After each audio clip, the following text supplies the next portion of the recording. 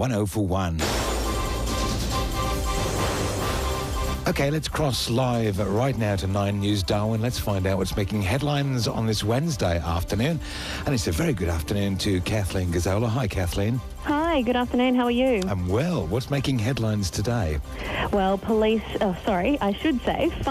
have spent the day out at Humpty Doo ensuring that those little spot fires that have originated from yesterday's fierce blaze through the area do remain controlled, obviously with winds whipping up in the afternoon, and can be quite predictable with good conditions for fires. So authorities have been out in that area ensuring that the blaze is under control after yesterday's blaze really swept out of control in there and did damage some property, caravans and cars. It certainly took hold, didn't it, yesterday afternoon? It did, yeah. It was quite scary, and obviously Humpty Doo's a lot more built up than other areas, but, you know, any bushfire is definitely a scary situation. That's right. Now, moving on to another one. I hear Dan Murphy's got approval from council.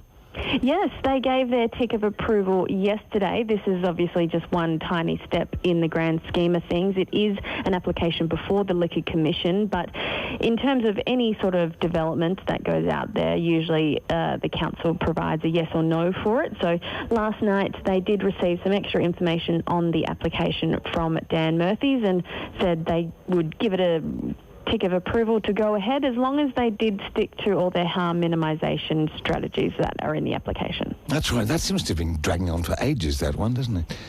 It does, yes. It seems to be approval after approval. Yes, it's been a very long process. And what else should we know about today, Kathleen? Also, Nicole Manison has come out and said that it's unacceptable that around 8 to 10 officers were without tasers down in Alice Springs.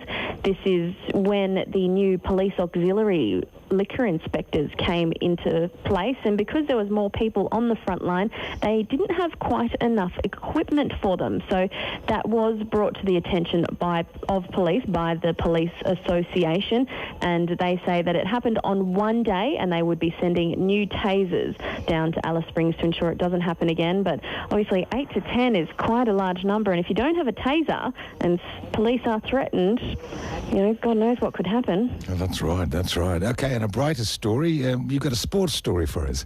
Yes, that's right. The Kookaburras have arrived in town today. Obviously, that's ahead of the international hockey competition that's kicking off here, which will be really quite big. You know, the teams 1 and 2 in the world, I think, will be taking to the field here in Darwin. So we'll be covering that over the next few days. Lovely. That's, of course, at 9 News at 6 p.m. tonight. Simulcast here on Territory FM. You can get those stories, plus lots more from 6 p.m. tonight. And you have a wonderful night, Kathleen. Thank you. You too.